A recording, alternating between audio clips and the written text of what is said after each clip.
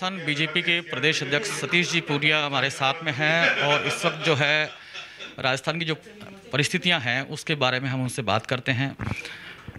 अध्यक्ष जी, ये बताएं कि जो राजस्थान सरकार है उसकी स्थिति इस वक्त ये है कि वो कोरोना पर अपने आप को साबित कर रही है कि हम ऑल इंडिया लेवल में ठीक हैं, और जो आपके रामगंज है वहाँ की स्थिति भी 3 मरीज अभी बता रहे हैं, बाकी क्लियर किया। तो आपका क्या कहना है इस विषय पे? नहीं, कोरोना के बारे में इस सरकार के बारे में बहुत पहले से कह चुके हैं कि कोरोना के प्रबंधन में पूरे तरीके से फेल हुई है। सरकार की कोई बहुत विज़न नहीं थी, कोई एक्शन प्लान नहीं था, लीपापोती करती रही। अब जिस तरीके से केसेज आ रहे हैं उससे ये साबित हो रहा है कि सरकार की लापरवाही जनता पर भारी पड़ रही है। न जागरूकता के लिए अभियान चलाया और न इन्होंने स्क्रीनिंग की, सैंपलिंग की कोई व्यवस्था की। सब भगवान भरोसे चल रहा है। मुझे लगता है कि बयानबाजी ज़्यादा है, ज़मीन पर काम कम है।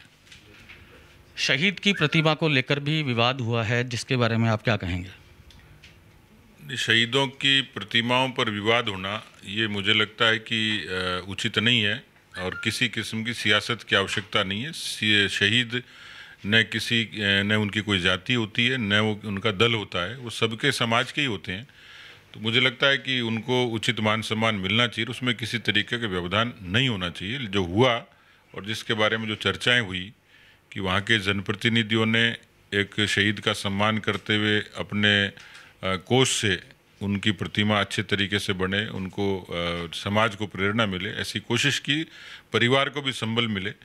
तो ऐसे में उनकी प्रतिमाएं स्थापित करने में और किसी किस्म की सियासत होना, हमारे यहाँ तो स्कूलों का नामकरण उन पर इसलिए किया जाता है कि बच्चे पढ़ के उनसे प्रेरणा लें कि ये शहीद हुए और उनकी इतिहास क्या था। प्रतिमाएं भी इस बात का संकेत देती हैं कि इससे समाज को एक प्रेरणा मिलती है। तो मुझे लगता है कि किसी तरीके की सियासत की आवश्यकता नहीं है।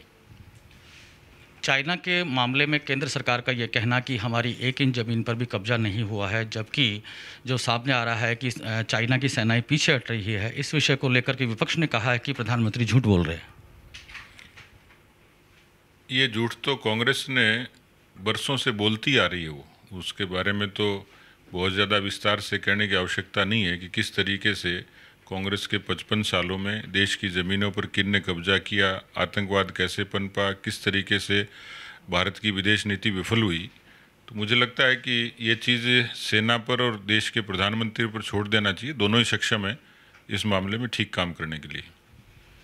अभी जल्द ही निकाय चुनाव आने वाले हैं, आपकी पार्टी की क्या तैयारी है और कब तक चुनाव होने की उम्मीद है? चुनाव के बारे में तो चुनाव आयोग ज़्यादा बेहतर बताएंगे, लेकिन हमारी पार्टी पूरे तरीके से तैयार है। आप थे बीजेपी के प्रदेश अध्यक्ष आदरणीय सतीश पूनिया जी, जो बता रहे थे कि राजस्थान सरकार फेल हो चुकी है और जल्दी ही निकाय चुनाव के लिए बीजेपी की पूरी तैयारी है। कैमरामैन धर्मेंद्र प्रजापति के साथ मैं नरेंद्र शर्मा, नवतेज टीवी।